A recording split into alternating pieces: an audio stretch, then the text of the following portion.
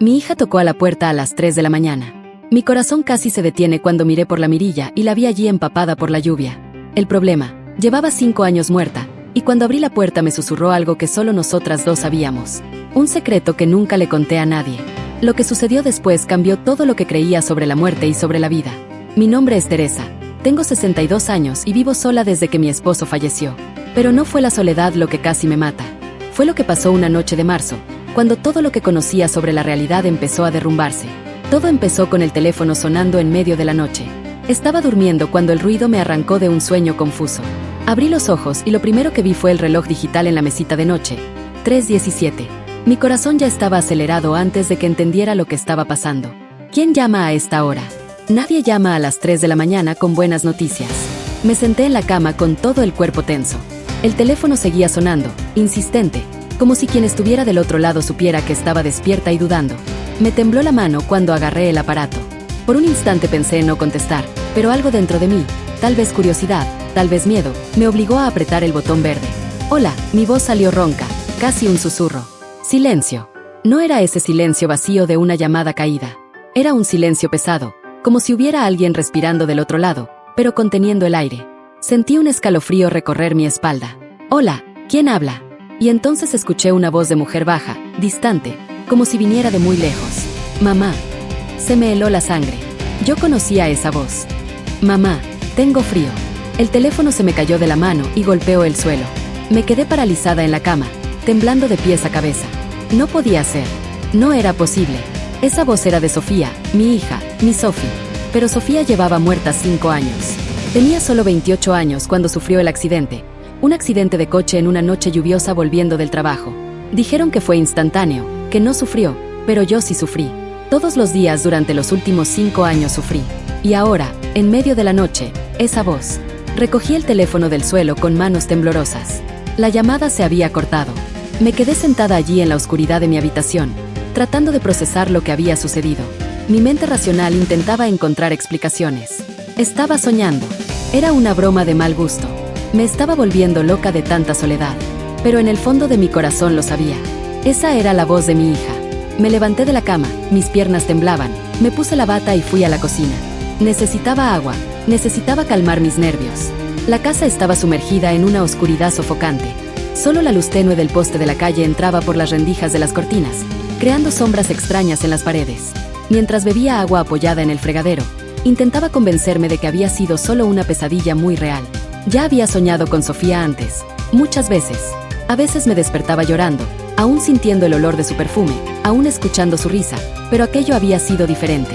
El teléfono había sonado de verdad. Yo había contestado de verdad. Fue entonces cuando escuché el ruido, un crujido suave, como si alguien estuviera pisando la madera vieja del pasillo. Me congelé con el vaso aún en la mano. La casa estaba completamente en silencio, excepto por el zumbido distante del refrigerador. Esperé conteniendo la respiración. Nada.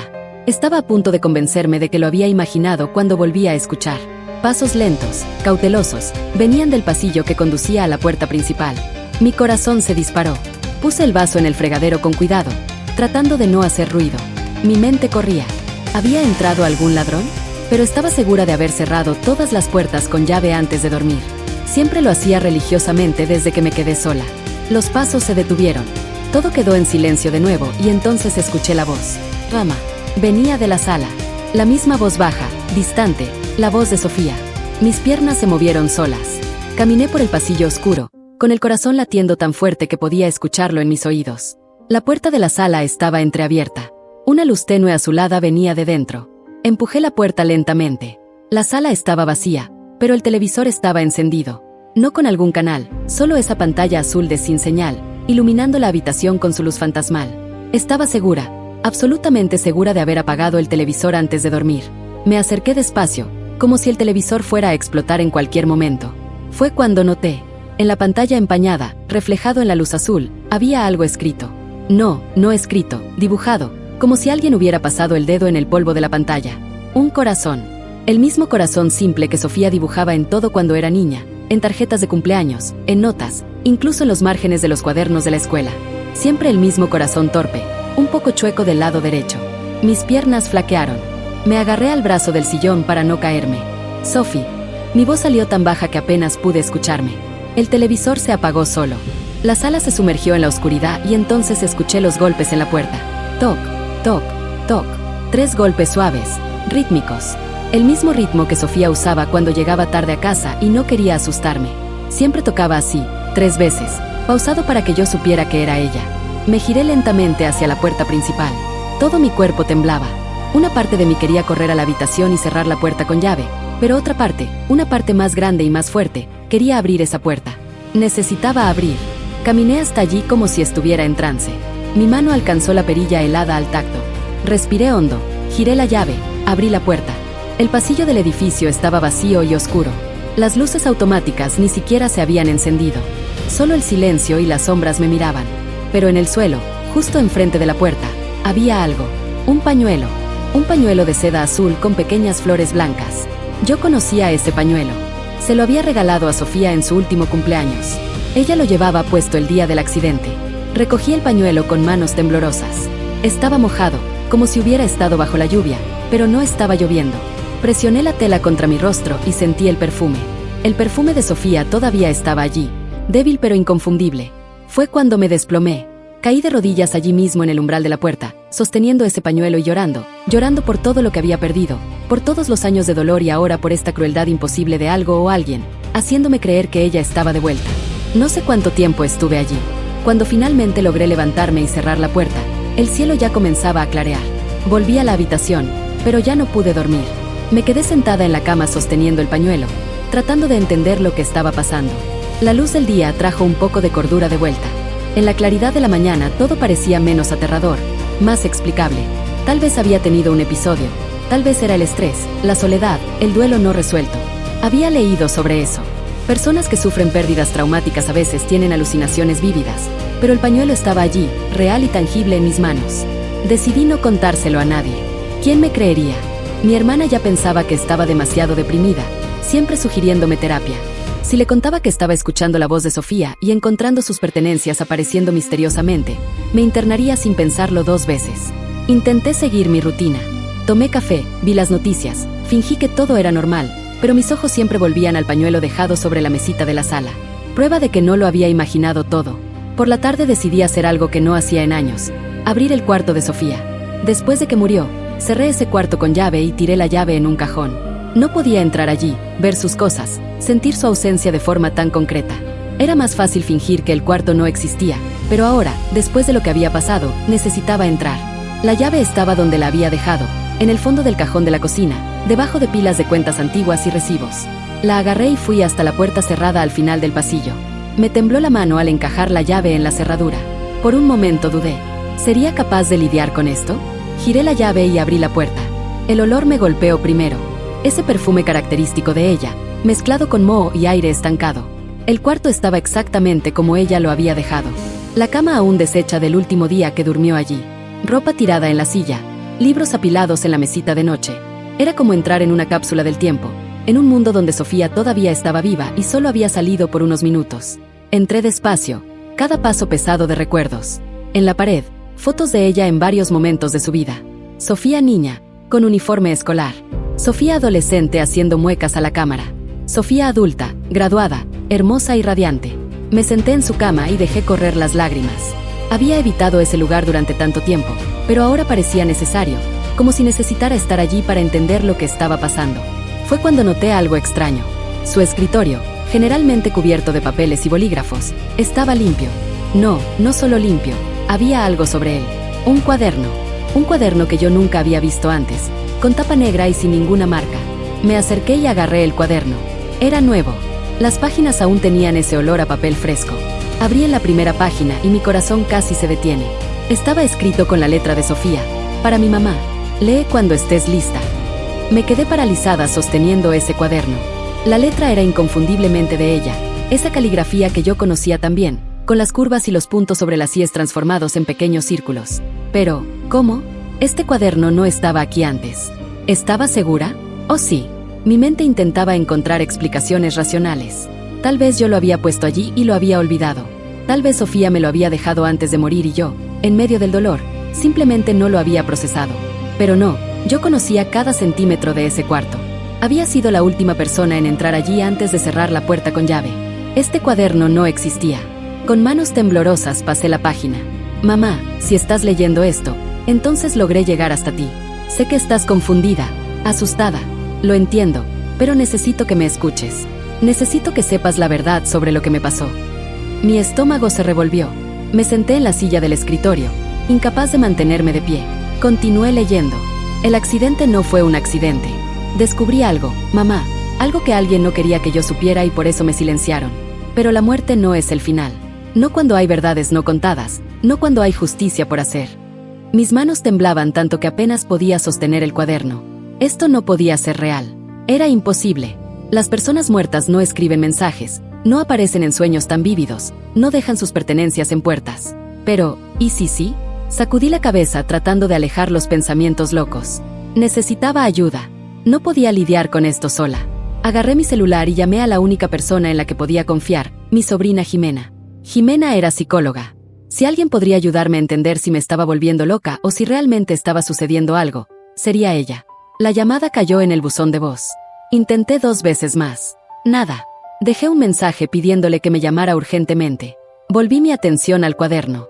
Había más texto, pero antes de que pudiera seguir leyendo, mi celular sonó. Contesté rápido, esperando que fuera Jimena. ¿Teresa? Era una voz masculina. Tardé un segundo en reconocerla. Soy Fernando, el exnovio de Sofía. Fernando, hola, mi voz salió extraña, incluso para mí. Disculpa que te llame así de la nada. Sé que ha pasado tiempo, pero necesito hablar contigo personalmente. Es sobre Sophie. Mi corazón se aceleró. ¿Qué sobre ella? Hubo una pausa larga del otro lado. No puedo hablar por teléfono. ¿Podemos vernos hoy mismo? Había algo en su voz. Urgencia, miedo, tal vez. ¿Está todo bien, Fernando? No, nada está bien. Por favor, Teresa, es importante. Cuestión de vida o muerte. Esas palabras se quedaron resonando en mi cabeza después de que colgué. Fernando había terminado con Sofía pocos meses antes del accidente. Ella había quedado devastada en ese momento, aunque nunca me había contado exactamente lo que había pasado entre ellos. Y ahora, 5 años después, él aparecía queriendo hablar sobre ella con urgencia. Acordamos vernos en una cafetería en el centro, cerca de Coyoacán, en 2 horas. Esto me daba tiempo de tratar de procesar lo que estaba pasando. Guardé el cuaderno en mi bolso. No iba a dejarlo allí. No después de todo lo que había sucedido. Me di una ducha rápida y me vestí. Mientras me ponía labial en el espejo del baño, tuve la clara sensación de estar siendo observada. Me giré rápido, pero no había nadie, solo mi reflejo mirándome con ojos cansados y asustados. La cafetería era un lugar pequeño y acogedor que a Sofía le encantaba. Ironía o no, Fernando había elegido justamente allí. Llegué primero y pedí un té. Mis manos seguían temblando. Intentaba parecer normal, pero con cada persona que pasaba por la puerta, mi corazón daba un brinco. Fernando llegó 15 minutos después. Había envejecido en esos 5 años. El cabello estaba canoso en las sienes, arrugas profundas alrededor de los ojos, pero lo que más me impactó fue la expresión en su rostro. Puro miedo. Teresa se sentó rápidamente, mirando a su alrededor como si esperara ser seguido. Gracias por venir. Fernando, ¿qué está pasando? Me estás asustando. Respiró hondo. Se pasó las manos por el rostro. Debía haber contado esto hace mucho tiempo. Debía haber ido a la policía. Debía haber hecho algo, pero tenía miedo. Todavía lo tengo. ¿Contado qué? Se inclinó hacia adelante bajando la voz. El accidente de Sophie no fue un accidente. Alguien saboteó su coche. Sus palabras confirmaban lo que había leído en el cuaderno. Sentí que el suelo se derrumbaba bajo mis pies. ¿Cómo lo sabes? Porque ella me lo contó. Una semana antes de morir apareció en mi casa aterrorizada. Dijo que había descubierto algo en el trabajo. Algo grande. Documentos falsos. Desvío de dinero. No sé todos los detalles. Ella trabajaba en una gran empresa de inversiones en Santa Fe. Tenía acceso a mucha información confidencial. Sofía nunca me había contado nada sobre problemas en el trabajo, pero yo tampoco la presionaba mucho. Ella siempre fue reservada sobre esas cosas. Y luego presioné, continuó Fernando. Dijo que iba a denunciar, que tenía pruebas de todo, pero estaba asustada porque el esquema involucraba a gente poderosa, muy poderosa. Intenté convencerla de que no hiciera nada, que simplemente saliera de la empresa y lo olvidara. Peleamos feo. Fue la última vez que hablé con ella antes del accidente. ¿Y nunca le contaste esto a la policía? Bajó la mirada. Tenía miedo. Después de que murió, empecé a recibir amenazas, llamadas anónimas, mensajes extraños diciéndome que me quedara callado, que no hiciera preguntas. Fui un cobarde, Teresa. Soy un cobarde. Pero ahora me están siguiendo. Estoy seguro de eso. Y anoche, se detuvo, las manos temblando mientras agarraba su celular. Me mostró una foto. Era la puerta de su departamento y escrito con pintura roja en letras grandes: silencio o muerte. Sentí un escalofrío recorrer mi cuerpo. Fernando, tienes que ir a la policía ahora. No puedo. No sin pruebas y por eso estoy aquí. Necesito saber si Sofía te dejó algo, algún documento, alguna memoria USB, cualquier cosa. Me dijo que había guardado copias de las pruebas en un lugar seguro. Pensé en el cuaderno en mi bolso. ¿Sería eso?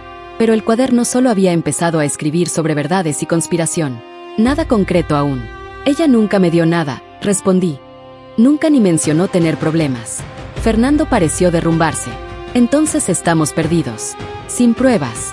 Esas personas seguirán impunes y seguirán detrás de cualquiera que represente una amenaza. ¿Por qué no te fuiste? ¿Cambiaste de ciudad, de país? Lo intenté, pero tienen ojos en todas partes. El primer mes después de su muerte, planeé salir del país. El día que iba a viajar, mi coche fue vandalizado. Todas mis cuentas bancarias fueron invadidas. Mi pasaporte desapareció misteriosamente. El mensaje era claro: no hay escapatoria. Nos quedamos en silencio por un momento.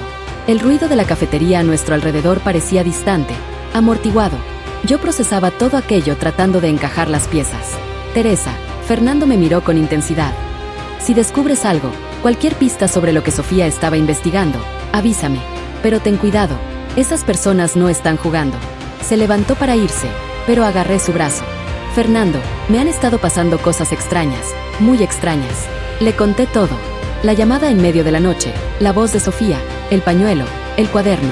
Me escuchó en silencio y su expresión se fue volviendo cada vez más grave. ¿Leíste todo el cuaderno? Todavía no, solo el comienzo. Léelo. Tal vez sea eso. Tal vez Sofía encontró una forma de comunicarse. Fernando, ¿estás escuchando lo que dices? Las personas muertas no escriben cuadernos. Él sonrió tristemente. Hace 5 años habría estado de acuerdo contigo, pero después de todo lo que he visto, todo lo que he pasado, ya no sé qué es posible o imposible. Después de que se fue, me quedé sentada allí con el té ya frío frente a mí. Agarré el cuaderno del bolso y abrí en la página donde me había detenido. Mamá, sé que es difícil de creer, pero estoy aquí de alguna forma, atrapada entre mundos. No puedo descansar mientras mis asesinos estén libres. Necesito tu ayuda. Eres la única persona en la que puedo confiar ahora. Continué leyendo y con cada línea mi horror aumentaba. En mi computadora hay una carpeta oculta. La contraseña es el día de tu cumpleaños, seguido del mío. En esa carpeta encontrarás todo, todos los documentos, todas las pruebas que reuní. Pero cuidado, mamá, esas personas son peligrosas. Me mataron sin dudarlo. No lo pensarán 2 veces antes de hacer lo mismo contigo. Mi computadora.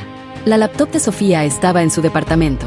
Después de su muerte, yo había empacado todas sus cosas y las había guardado en un almacén. Nunca tuve el valor de tocar nada. Pero la laptop, ¿dónde estaba la laptop? Intenté recordar.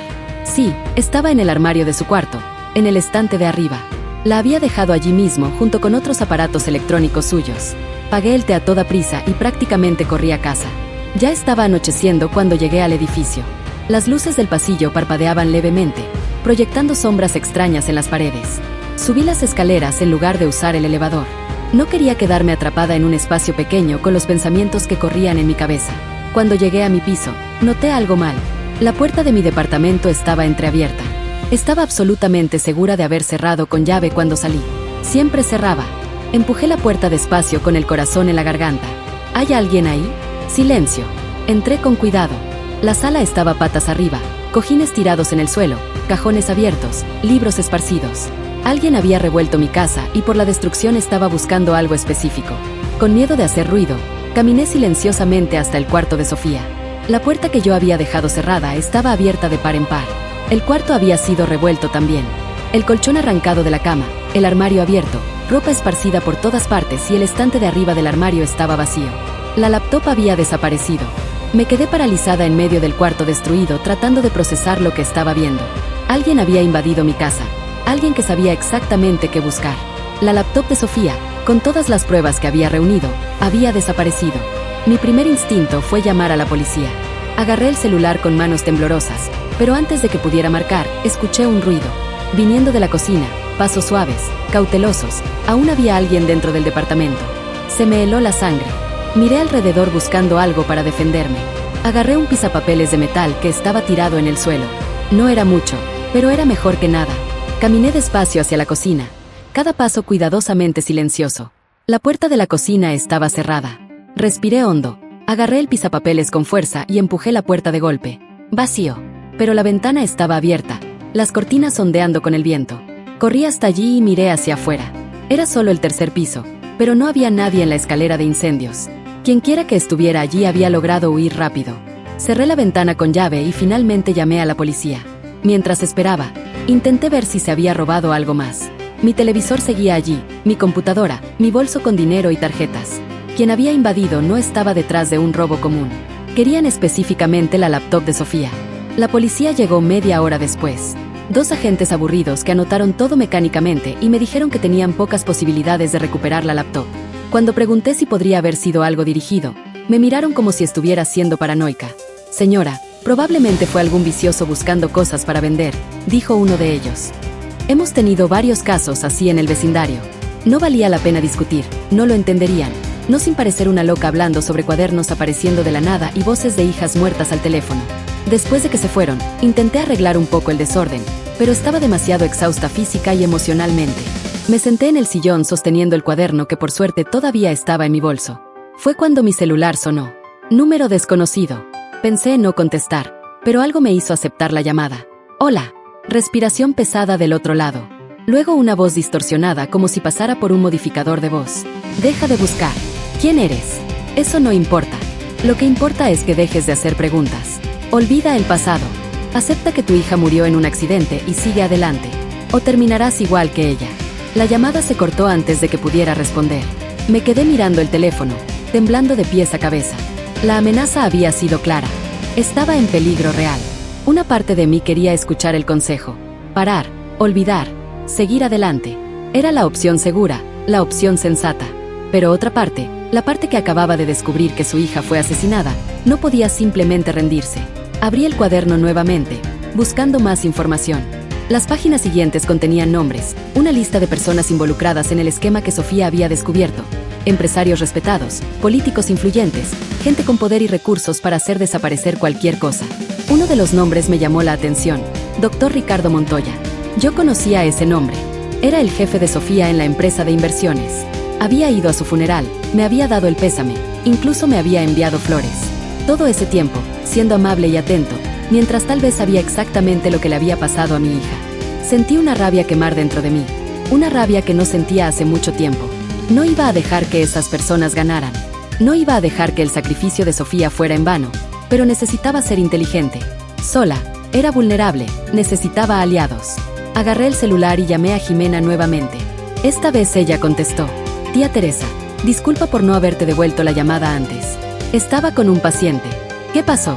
Le conté todo, cada detalle, desde la llamada de medianoche hasta la invasión. Jimena me escuchó en silencio y pude sentir la preocupación creciendo en su voz. Tía, tienes que salir de ahí ahora. Ven a mi casa, a la Roma. No puedo huir, Jimena. No cuando estoy tan cerca de descubrir la verdad. La verdad no vale tu vida. Si esas personas son tan peligrosas como parecen, estás en serio riesgo. Lo sé, pero no puedo simplemente rendirme con Sophie. Hubo una pausa larga. Está bien, pero no haces nada sola. Yo te voy a ayudar y conozco a alguien que puede ayudarnos también. Un periodista de investigación, Javier. Si me mandas esa información, él puede saber qué hacer con ella. Sentí un alivio al saber que ya no estaba sola en esto. Tomé fotos de todas las páginas del cuaderno y se las envié a Jimena. Ella prometió contactar al periodista y llamarme de vuelta. Después de la llamada intenté dormir un poco, pero cada ruido me hacía saltar. Cada sombra en la pared parecía una amenaza. En algún momento de la madrugada, finalmente caí en un sueño agitado y soñé con Sofía. Estaba parada en un lugar oscuro usando la misma ropa del día del accidente, pero no había heridas, ninguna señal del trauma que la mató. Solo me miraba con esos ojos tristes. Mamá, tienes que ir a la oficina. Hay una cosa allí que no encontraron. Está en mi casillero, detrás de los archivos viejos. Una carpeta roja. Es la única copia que queda. Sophie, tengo tanto miedo. Ella sonrió. Esa sonrisa que yo conocía también.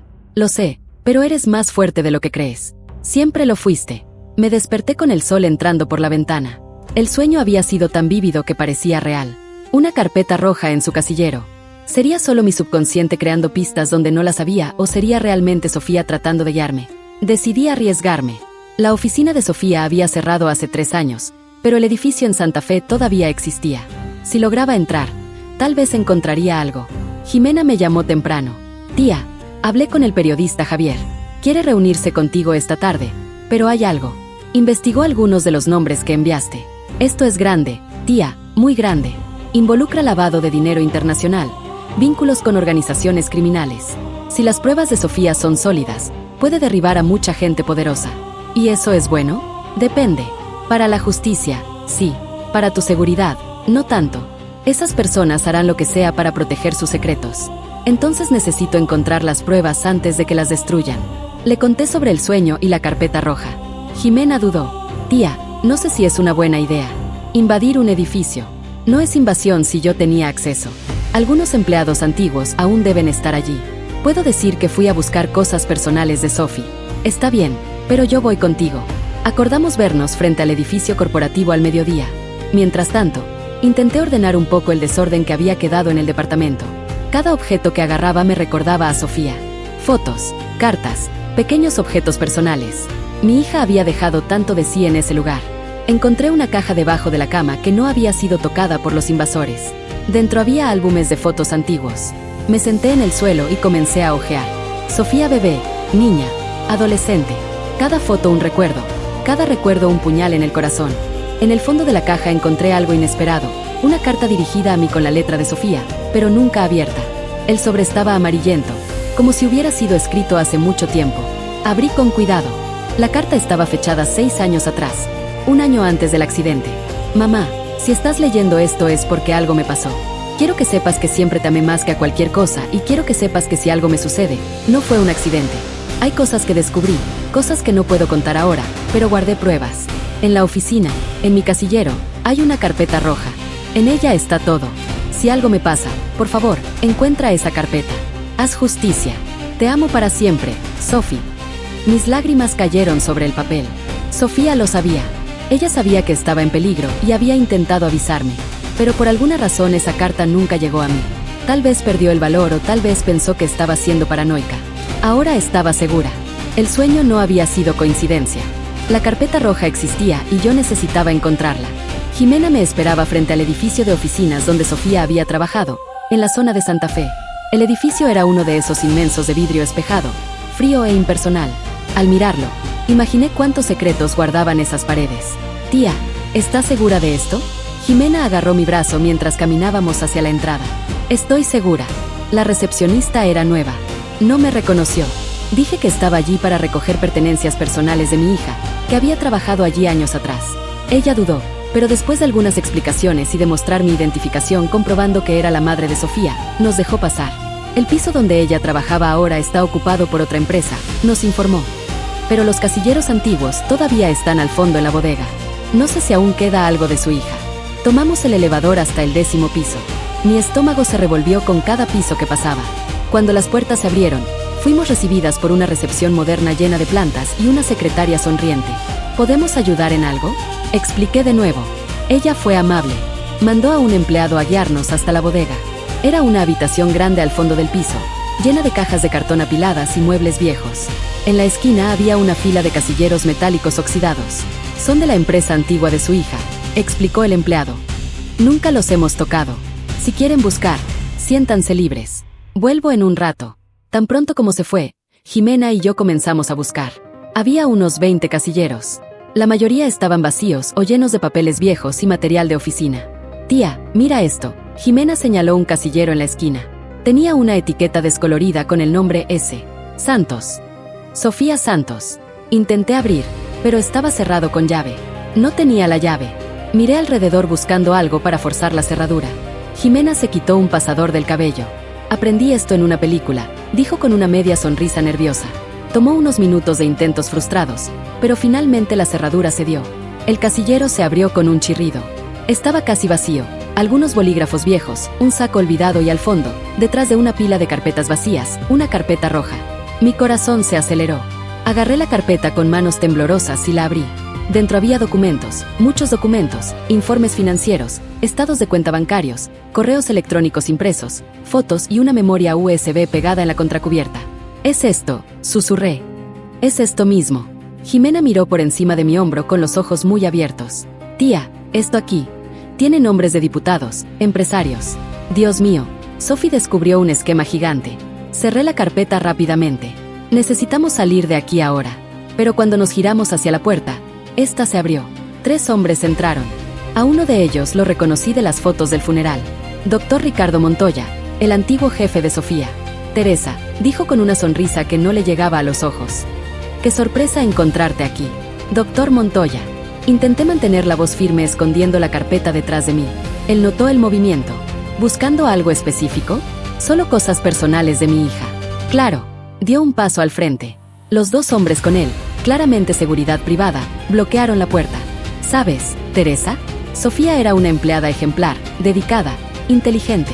Una pena lo que pasó. Fue realmente una pena, respondí sintiendo a Jimena tensa a mi lado. Un accidente tan trágico. Los accidentes pasan, se encogió de hombros, especialmente cuando las personas se meten en cosas que no deberían. ¿Como mi hija? Su sonrisa desapareció. Sofía era demasiado curiosa para su propio bien. Hacía preguntas, investigaba cosas que no le incumbían. Intenté avisarle, pero ella no quiso escuchar. Entonces, ¿lo admites? Mi voz salió más fuerte de lo que esperaba. Tú la mataste. Él se rió. Yo no maté a nadie, Teresa. Yo simplemente dejé que la naturaleza siguiera su curso.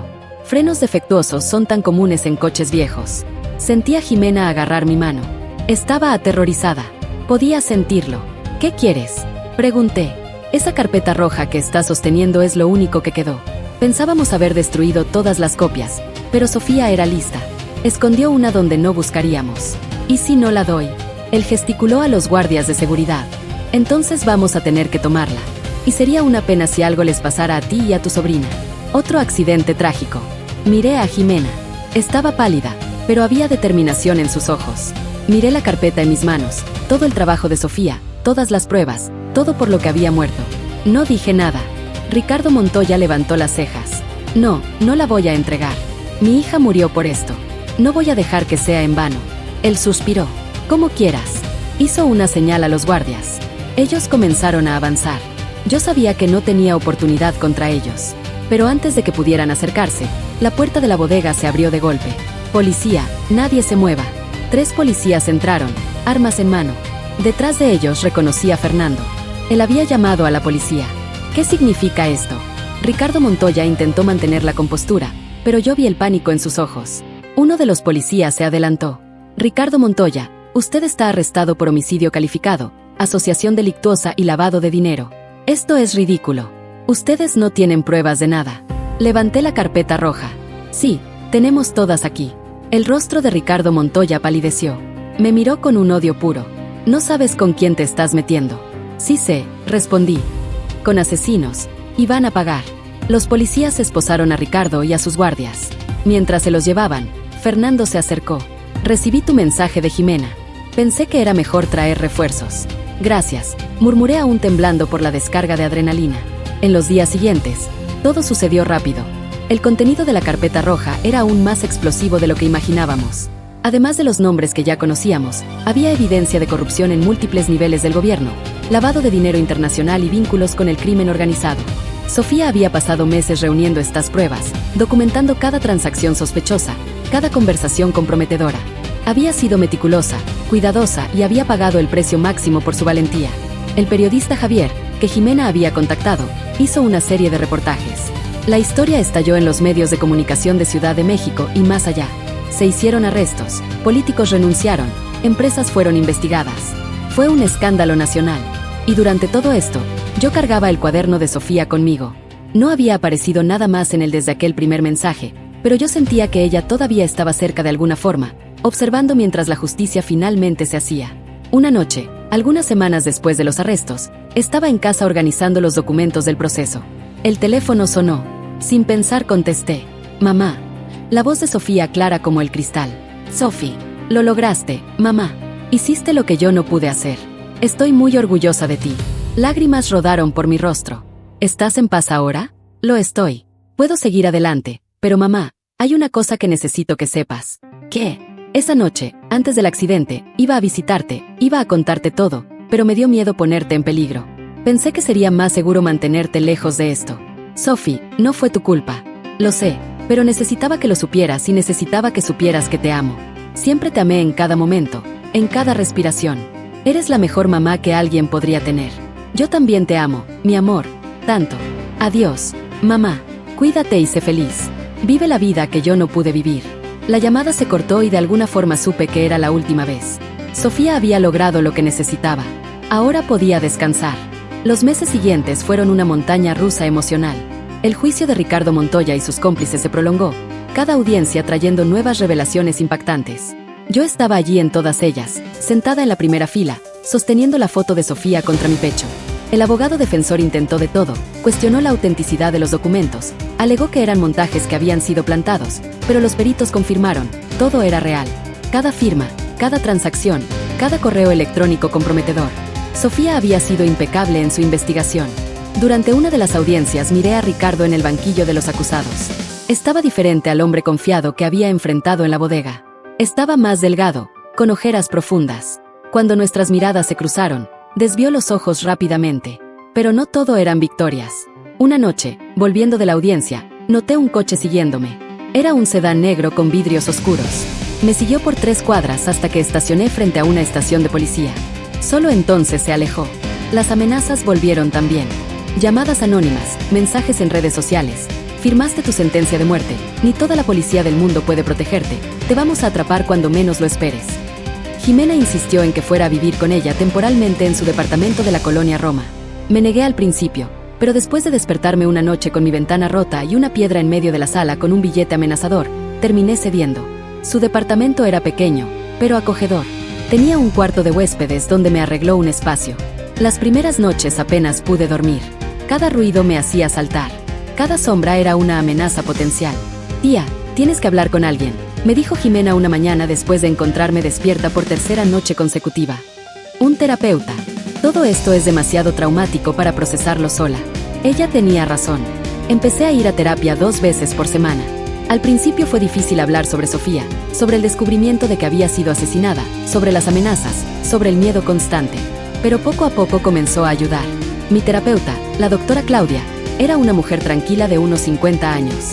Nunca me juzgó cuando le conté sobre las llamadas de Sofía, sobre el cuaderno apareciendo, sobre sentir su presencia. El duelo se manifiesta de formas misteriosas, me explicó en una sesión, especialmente cuando hay asuntos no resueltos. Tu mente puede haber creado estos mecanismos como forma de procesar la pérdida y buscar justicia. Pero, ¿y si no fue mi mente? Pregunté. ¿Y si Sofía realmente encontró una forma de comunicarse? La doctora Claudia sonrió suavemente. Incluso si es real en el sentido sobrenatural, no importa. Lo que importa es que encontraste la fuerza para buscar la verdad, para hacer justicia. Sofía, desde donde quiera que esté, debe estar orgullosa. Mientras el juicio continuaba, el periodista Javier mantenía la historia viva en los medios. Era un hombre de unos 40 años, cabello canoso, siempre con una carpeta llena de papeles y una grabadora en el bolsillo. Nos reuníamos regularmente para que me mantuviera al tanto de los desarrollos de la investigación. Otros nombres estaban siendo investigados, otros hilos se estaban tirando. El esquema descubierto por Sofía era aún mayor de lo que imaginábamos. Teresa, me dijo en uno de nuestros encuentros, tu hija era una heroína, lo sabes, ¿verdad? Sonreí tristemente.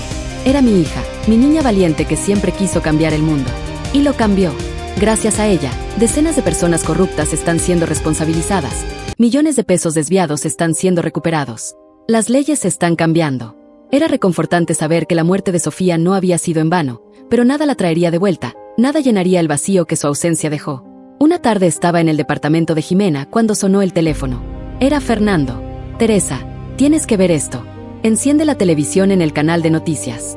Encendí y allí estaba en letras grandes. Ricardo Montoya y otros 9 acusados condenados. Las sentencias suman más de 200 años de cárcel. Me senté en el sillón con las piernas temblorosas. Estaba hecho. Finalmente estaba hecho. Se había hecho justicia. Jimena llegó del trabajo y me encontró llorando en el sillón, aún viendo las noticias. Se sentó a mi lado y me abrazó. Ella puede descansar en paz ahora, Jimena susurró. Y tú también. Pero había algo que todavía me molestaba. Un nombre en la lista de Sofía que nunca había sido mencionado en el juicio. Un nombre que yo reconocía, pero no lograba recordar de dónde. Patricio Cárdenas. Busqué en los documentos de los que tenía copias. Patricio Cárdenas aparecía en varios correos electrónicos, siempre de forma periférica, nunca directamente involucrado, pero siempre cerca, como una sombra. Le pregunté a Javier sobre él en nuestra próxima reunión. Ah, Cárdenas, frunció el ceño. Ese es complicado. Es un empresario muy bien conectado, abogado de profesión. Mucha gente poderosa lo tiene como asesor, pero es escurridizo como una anguila. Nunca pudimos obtener pruebas concretas contra él. ¿Pero estaba involucrado? Probablemente, pero ¿sabes cómo es? Los peces gordos siempre tienen capas de protección, testaferros, cuentas offshore, empresas fantasma. Incluso con todo lo que Sofía descubrió, él logró mantenerse limpio. Esto me molestó. La idea de que alguien involucrado en el asesinato de mi hija todavía estaba libre, viviendo su vida normalmente. Comencé a investigar sobre Patricio Cárdenas por mi cuenta. Las noches en que no podía dormir, me quedaba en la computadora buscando información. Era sorprendente cuánto se podía descubrir con algo de persistencia y conocimientos básicos de Internet. Cárdenas era realmente bien conectado. Fotos de él en eventos sociales de alto nivel en Ciudad de México. Casado, 2 hijas. Una vida aparentemente perfecta, pero había grietas y sabías dónde mirar. Empresas que habían quebrado misteriosamente después de procesos que él condujo. Personas que habían desaparecido después de amenazar con exponer esquemas en los que él estaba involucrado. Estaba tan absorta en la investigación que no noté a Jimena parada en la puerta del cuarto. Tía, ¿qué estás haciendo? Salté cerrando la laptop rápidamente. Nada, solo investigando. Ella entró y se sentó en la cama a mi lado. Tía, tienes que parar. El juicio terminó. Los culpables están en la cárcel. Tienes que seguir adelante. ¿Cómo puedo seguir adelante sabiendo que hay gente que ayudó a matar a mi hija y está libre por ahí? Porque no puedes salvar al mundo sola. Porque ya hiciste más de lo que cualquiera podría esperar. Porque necesitas vivir tu vida. Sabía que ella tenía razón, pero algo dentro de mí no podía dejarlo pasar. Esa noche tuve una pesadilla. Estaba conduciendo en una carretera oscura. De repente los frenos fallaban. Intentaba detener el coche, pero solo aceleraba. Delante de mí veía a Sofía parada en medio de la carretera. Ella no se movía, solo me miraba. Intenté gritar, avisar, pero ningún sonido salía. El coche iba directo hacia ella y me desperté sudando con el corazón acelerado. Me tomó unos segundos recordar dónde estaba. Departamento de Jimena, Segura. Sofía había muerto hacía 5 años. Era solo una pesadilla, pero se sentía tan real. Me levanté y fui a tomar agua a la cocina. Eran las 3 de la mañana. La ciudad afuera estaba en silencio. Miré por la ventana hacia las calles vacías abajo. Fue entonces cuando vi un coche estacionado al otro lado de la calle, un sedán negro, motor apagado, pero había alguien dentro. Podía ver el brillo de un cigarro encendido. Mi estómago se revolvió. Estaba siendo vigilada. Desperté a Jimena. Ella también vio el coche. Llamamos a la policía. Cuando la patrulla llegó, 15 minutos después, el sedán ya se había ido. Probablemente solo alguien esperando a un amigo, dijo el policía desinteresado. Usted está muy nerviosa, señora, comprensible, después de todo lo que ha pasado. Pero yo lo sabía. No era paranoia, era real. Al día siguiente, Javier me llamó. Teresa, necesito contarte algo, pero no por teléfono. ¿Podemos vernos? Había algo en su voz que me puso nerviosa. Acordamos en una cafetería discreta lejos del centro. Cuando llegué, él ya estaba allí, revolviendo nerviosamente una taza de café frío. ¿Qué pasa?, pregunté al sentarme. Miró a su alrededor antes de inclinarse hacia adelante. Recibí información de una fuente. Patricio Cárdenas no solo estaba involucrado en el esquema, sino que pudo haber sido el autor intelectual del asesinato de Sofía. Se me heló la sangre. ¿Cómo dices? Él era el abogado que blindaba todo el esquema. Cuando Sofía comenzó a investigar, fue él quien ordenó que la silenciaran. Ricardo Montoya era solo el gerente. Cárdenas era el jefe. Ay, ¿por qué no llevaste esto a la policía? Porque no tengo pruebas. Son rumores, conversaciones captadas informalmente, nada que se sostenga en un tribunal. Y Cárdenas es demasiado poderoso. Si lo publico sin pruebas concretas, me demanda y probablemente me destruye profesionalmente. Entonces, ¿va a quedar impune? A menos que aparezcan pruebas concretas. Sí. Salí de esa cafetería con la cabeza a 1000. Cárdenas, el verdadero responsable de la muerte de Sofía. Y él estaba allí afuera libre, probablemente vigilándome para asegurarse de que yo no descubriera esto. Esa noche, sola en el cuarto de huéspedes, agarré el cuaderno de Sofía.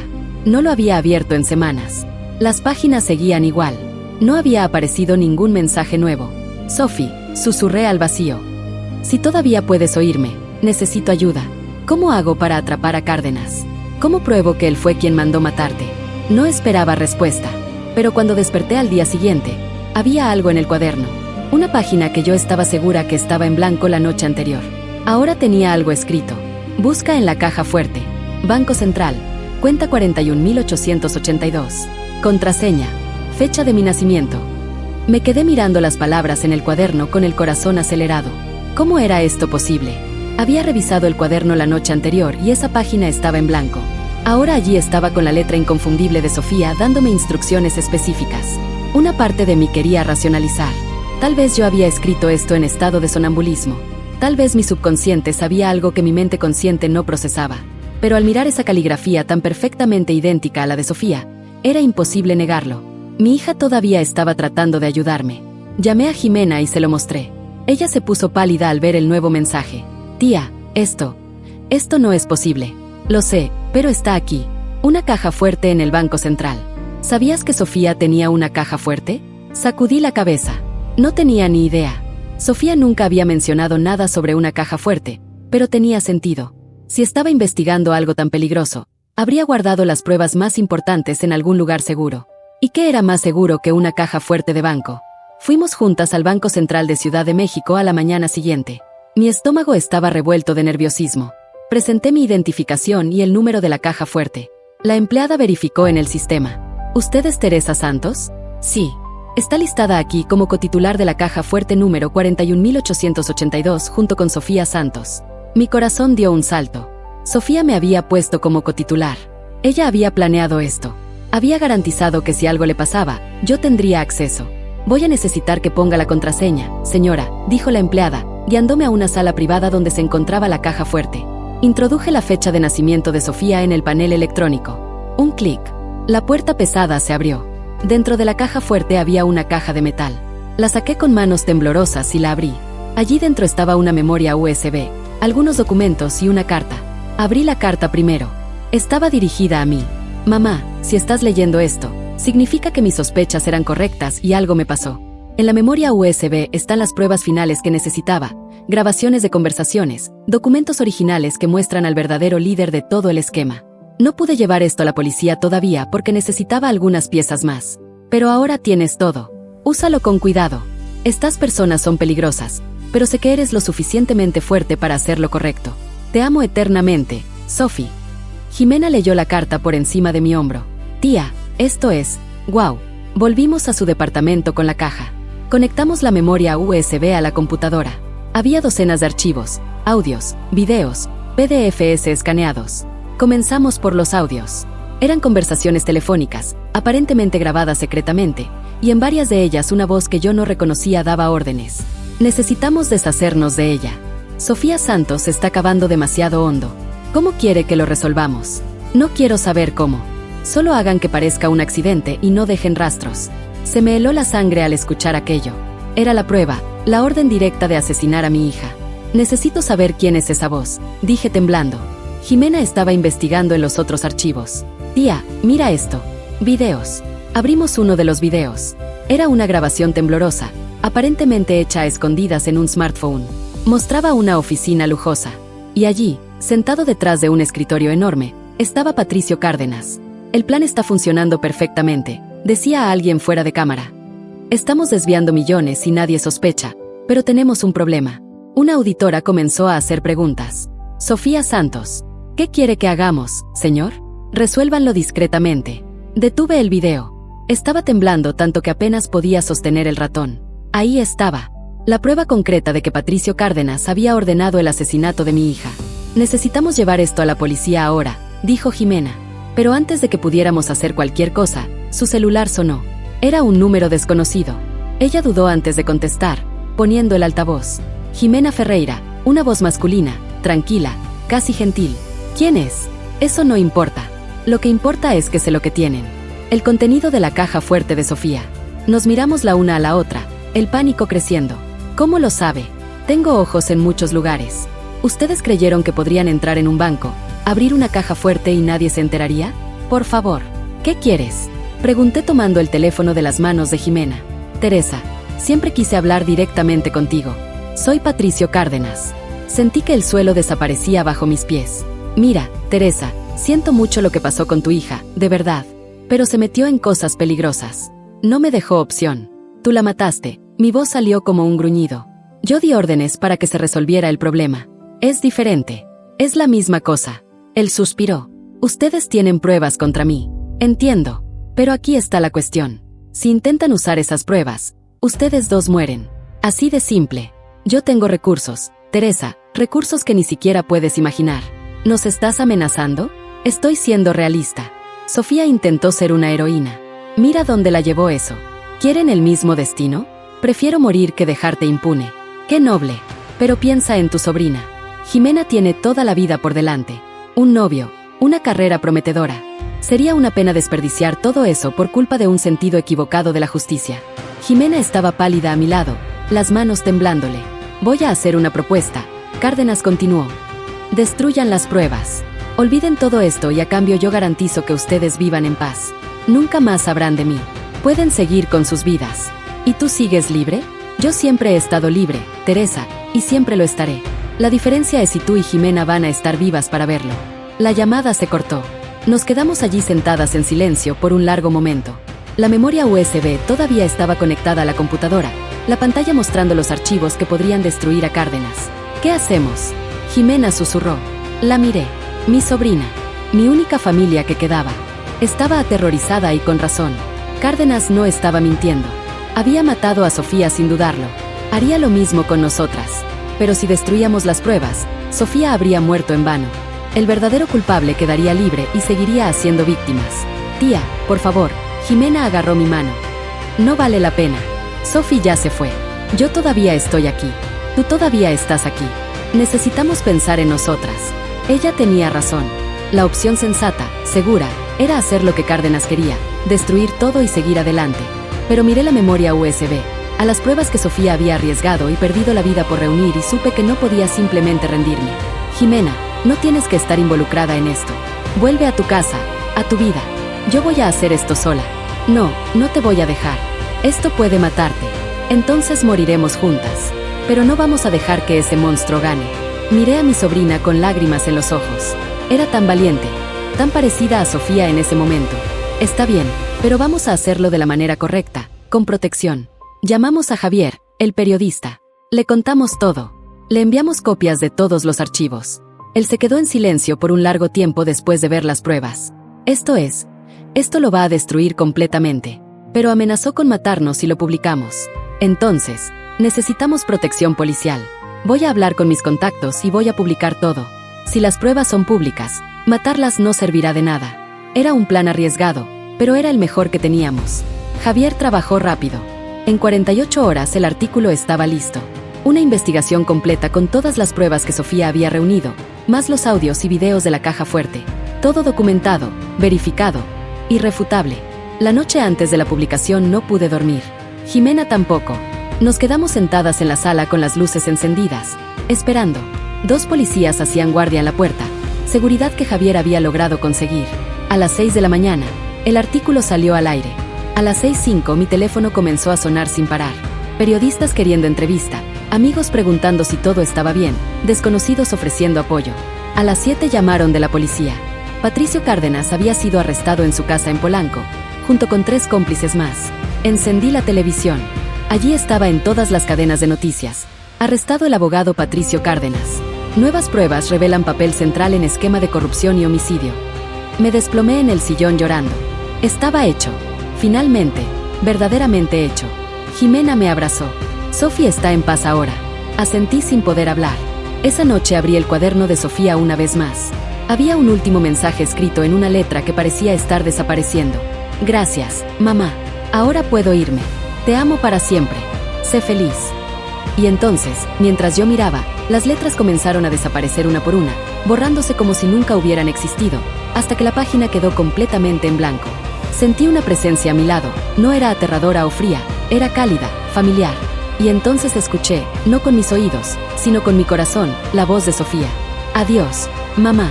Adiós, mi amor, susurré al vacío. Descansa ahora. Y por primera vez en 5 años sentí que ella realmente estaba en paz.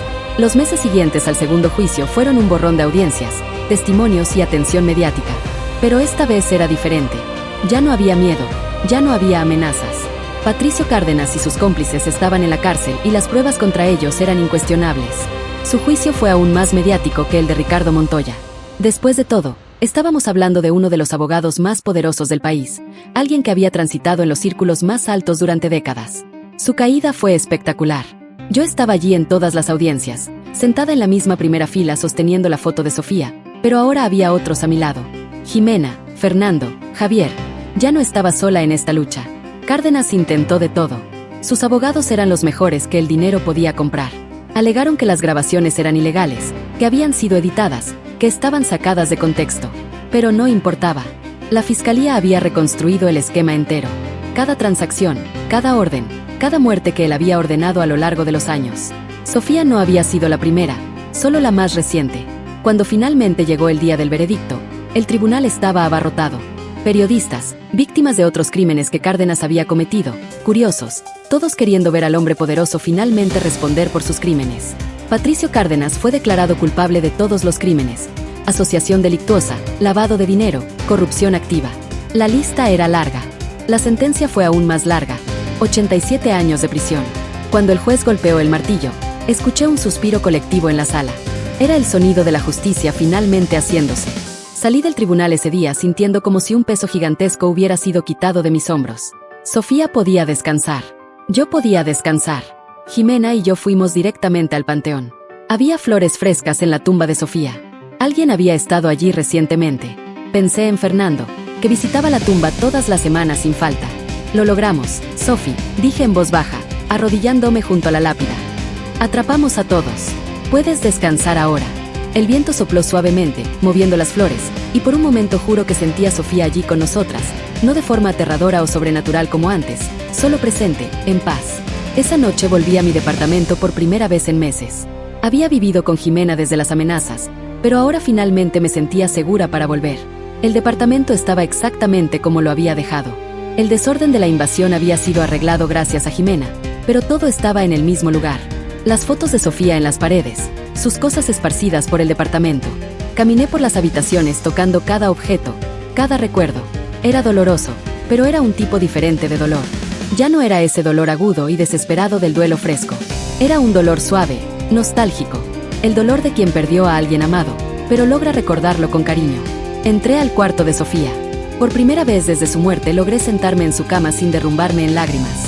Miré a mi alrededor, a todos los pedazos de ella esparcidos por el cuarto.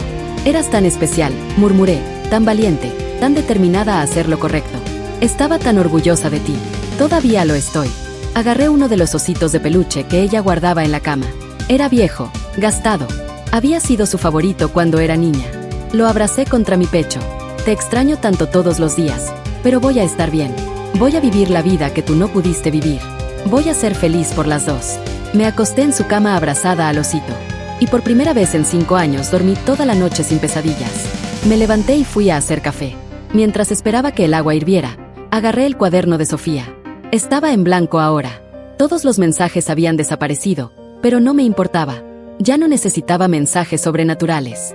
Tenía las memorias, tenía los recuerdos, tenía todo lo que Sofía había dejado en vida. Jimena me llamó a media mañana. Tía, ¿cómo fue la primera noche?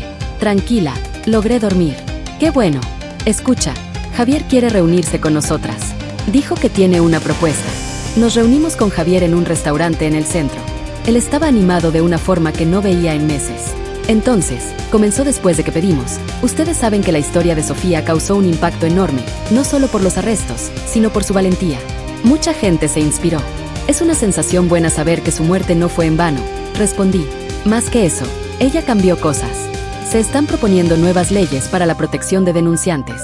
Las empresas están revisando sus políticas y muchas otras personas que tenían miedo de denunciar esquemas de corrupción ahora están dando el paso. Sofía estaría feliz de saber eso y es por eso que quiero hacer un libro contando la historia completa, no solo el esquema y el juicio, sino el viaje de ustedes, la lucha de una madre por la justicia, el legado de una heroína. Miré a Jimena. Ella sonrió animadamente. No sé, Javier, es muy personal. Lo sé y no lo haré sin tu permiso. Pero piénsalo. ¿Cuántas otras personas están pasando por lo mismo? Perdieron a alguien en circunstancias sospechosas. Sospechan de algo, pero no saben por dónde empezar. Tu historia puede ayudar, puede inspirar, puede salvar vidas. Pensé en ello. La idea de exponer mi dolor, mi viaje al mundo entero era aterradora, pero si podía ayudar a otras personas, si podía mantener vivo el legado de Sofía. Está bien, dije finalmente, pero quiero estar involucrada en el proceso. No quiero que la historia de Sofía sea distorsionada o sensacionalizada. Claro, tendrás control editorial completo. Pasamos los meses siguientes trabajando en el libro. Javier me entrevistó por horas, preguntando sobre Sofía, sobre mí, sobre cada detalle de la investigación. Era doloroso a veces revisitar todo aquello, pero también era catártico. Jimena contribuyó también compartiendo su perspectiva. Fernando dio una entrevista emocionante sobre su relación con Sofía y su arrepentimiento por no haber sido más valiente cuando ella estaba viva. El libro fue lanzado 1 año y medio después de la condena de Cárdenas. Se llamó La voz del silencio, como una hija muerta trajo justicia del más allá. La respuesta superó cualquier expectativa. El libro se convirtió en un bestseller en pocas semanas en México. Recibí cientos de mensajes de personas que habían sido tocadas por la historia, algunas compartiendo sus propias experiencias con la pérdida y la búsqueda de justicia. Otras simplemente agradeciendo por haber tenido el valor de no rendirme. Comencé a dar conferencias en universidades, en eventos corporativos, en encuentros de víctimas de crímenes. Hablaba sobre Sofía, sobre la valentía, sobre nunca rendirse ante la verdad, incluso cuando todo parece perdido. Y en cada conferencia sentía que estaba manteniendo viva a Sofía. No solo su memoria, sino sus valores, sus convicciones, su valentía. 2 años después del lanzamiento del libro, recibí una carta. Era de una mujer en Guadalajara que había leído la historia. Ella trabajaba en una empresa donde sospechaba de irregularidades graves. Tenía miedo de denunciar, miedo de las consecuencias. Pero después de leer sobre Sofía encontró valor. Denunció y gracias a eso se descubrió un esquema de decenas de millones y los responsables fueron arrestados. Tu hija me inspiró a hacer lo correcto, escribió. Y sé que hay riesgo, pero como dijiste en tu conferencia, algunos principios valen más que nuestra propia seguridad. Gracias por compartir su historia. Lloré al leer esa carta. Sofía estaba salvando personas incluso después de muerta. Su legado seguía creciendo. Jimena comenzó a trabajar en una ONG que apoyaba a denunciantes y protegía testigos en casos de corrupción. Estaba inspirada directamente por la historia. Fernando se convirtió en un activista luchando por mejores protecciones legales para quienes denuncian crímenes corporativos. Todos nosotros, cada uno a su manera, manteníamos encendida la llama de Sofía. 3 años después del juicio final, decidí hacer algo que venía posponiendo. Doné toda la ropa de Sofía, sus libros, sus pertenencias. Ya no los necesitaba para recordarla. Ella estaba viva en mi corazón, en las historias que contaba, en el bien que aún hacía en el mundo. Pero guardé algunas cosas, el osito de peluche, algunas fotos, el cuaderno, ahora permanentemente en blanco, pero aún precioso. Y esa noche, sentada en la sala de mi departamento, sentí una paz que no sentía hace años. Sofía estaba en paz. Yo estaba en paz. El viaje había sido largo, doloroso, aterrador, pero valió la pena. Cada lágrima, cada noche sin dormir, cada momento de miedo, todo valió la pena, porque al final se hizo justicia, la verdad prevaleció y el amor entre madre e hija demostró ser más fuerte incluso que la muerte. Los años pasaron suaves después de eso. No es que el dolor de la pérdida hubiera desaparecido completamente. Nunca desaparece cuando pierdes a un hijo, pero aprendí a llevar ese dolor de una forma diferente, ya no como un peso abrumador, sino como un recuerdo constante de cuánto amor compartimos. Mi departamento cambió a lo largo de los años. Hice una pequeña remodelación, pinté las paredes, compré muebles nuevos, pero mantuve una habitación exactamente como estaba. El cuarto de Sofía se convirtió en un tipo de santuario, no en un sentido mórbido, sino como un lugar para recordar. Amigos y familia que visitaban siempre pasaban por allí, miraban las fotos, compartían recuerdos. Jimena se casó. Fue una ceremonia pequeña pero hermosa. Llevó un ramo con la foto de Sofía atada a las flores. Para que mi prima esté aquí conmigo, explicó con lágrimas en los ojos. Lloré durante toda la ceremonia. Lágrimas de felicidad mezcladas con tristeza. Sofía debería haber estado allí, pero de alguna forma yo sabía que lo estaba. Continué con las conferencias. Viajé por todo México contando la historia y en cada ciudad encontraba personas con sus propias historias de pérdida, de lucha, de búsqueda de justicia. Muchas veces me quedaba horas después de las conferencias solo conversando, escuchando, apoyando. Una mujer en particular me marcó. Ella había perdido a su hijo en circunstancias sospechosas 5 años antes en Monterrey. La policía había archivado el caso como suicidio, pero ella sabía que no era verdad. Después de escucharme hablar, decidió reabrir la investigación. 1 año después me llamó llorando. Habían descubierto que su hijo había sido asesinado por un compañero de trabajo. El asesino fue condenado. Me diste esperanza cuando ya no tenía ninguna, me dijo. Gracias. Pero no todo era mirar hacia atrás. Poco a poco fui reaprendiendo a vivir en el presente, a hacer planes para el futuro. Volví a pintar. Era un hobby que había abandonado hace décadas con pinturas, lienzos, pinceles. Al principio pintaba solo a Sofía. Retratos de ella en varias edades, paisajes que amaba, escenas de recuerdos que compartíamos. Pero eventualmente comencé a pintar otras cosas, naturalezas muertas, abstractos, paisajes. Era terapéutico, liberador. Hice nuevas amistades. También en el grupo de apoyo a enlutados que comencé a frecuentar, conocí a otras madres y padres que habían perdido hijos. Nos reuníamos semanalmente, compartíamos nuestros dolores, nuestras alegrías, nos apoyábamos. Ellos entendían de una forma que nadie más podía. Una de esas amigas, Carmen, se volvió especialmente cercana. Ella había perdido a su hija en un accidente de tráfico hacía 8 años. Nos identificamos inmediatamente. Comenzamos a tomar café juntas, salir a caminar, ir al cine. Era reconfortante tener a alguien que entendía el dolor sin necesidad de explicaciones. 5 años después del juicio final, hubo un evento especial. El gobierno estaba inaugurando una nueva ley de protección a denunciantes y le habían dado el nombre de Sofía.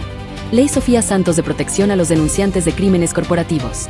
Fui invitada a la ceremonia en el Palacio Nacional de la Ciudad de México. Jimena, Fernando y Javier fueron conmigo. Fue surreal ver el nombre de mi hija grabado en bronce en una placa, saber que su legado estaba literalmente cambiando el país. Durante mi discurso en la ceremonia casi no pude terminar. Miraba esa placa, a todas esas personas importantes allí reunidas por la valentía de mi hija y las lágrimas simplemente no paraban.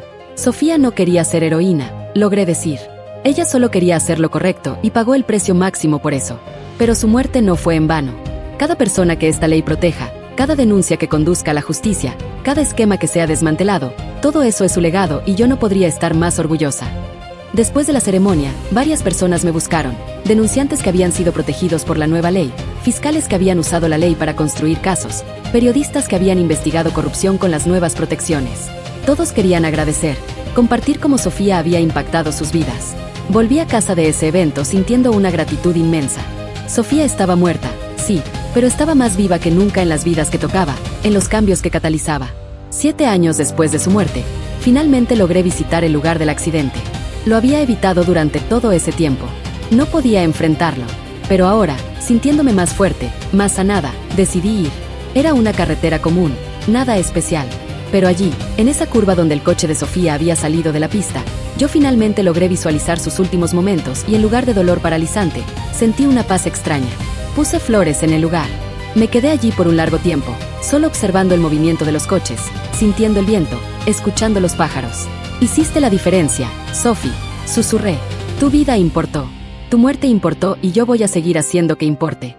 Cuando volví a casa ese día, encontré una sorpresa. Mi editor me había llamado. El libro estaba siendo adaptado para una película. Una gran productora había comprado los derechos. Querían contar la historia de Sofía al mundo entero. Estaba dividida al principio. La idea de actores interpretando mi dolor, mi viaje, era perturbadora, pero Jimena me convenció.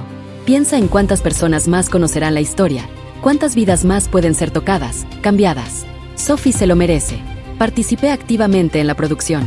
Conocí a la actriz que me interpretaría, una mujer talentosa que se tomó el papel muy en serio. Me entrevistó por horas para capturar mi esencia. La actriz que interpretaba a Sofía era aún más dedicada, viendo todos los videos que yo tenía de mi hija, estudiando sus modales, su voz. La película se estrenó 3 años después. Fui a la premier con Jimena, Fernando, Carmen y varios otros amigos. Fue devastador ver la muerte de Sofía resignificada, ver mi viaje de dolor y descubrimiento en la pantalla grande. Lloré durante toda la película, pero cuando las luces se encendieron y el cine entero se puso de pie en aplausos, supe que había valido la pena. La historia estaba siendo contada. El legado de Sofía estaba siendo esparcido. La película fue un éxito.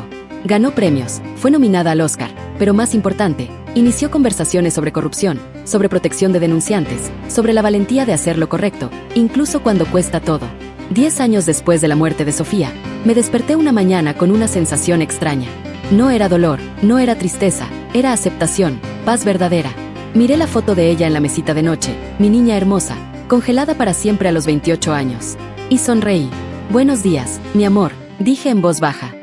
Gracias por todo, por haber sido mi hija, por haberme enseñado sobre la valentía, por seguir guiándome incluso después de partir.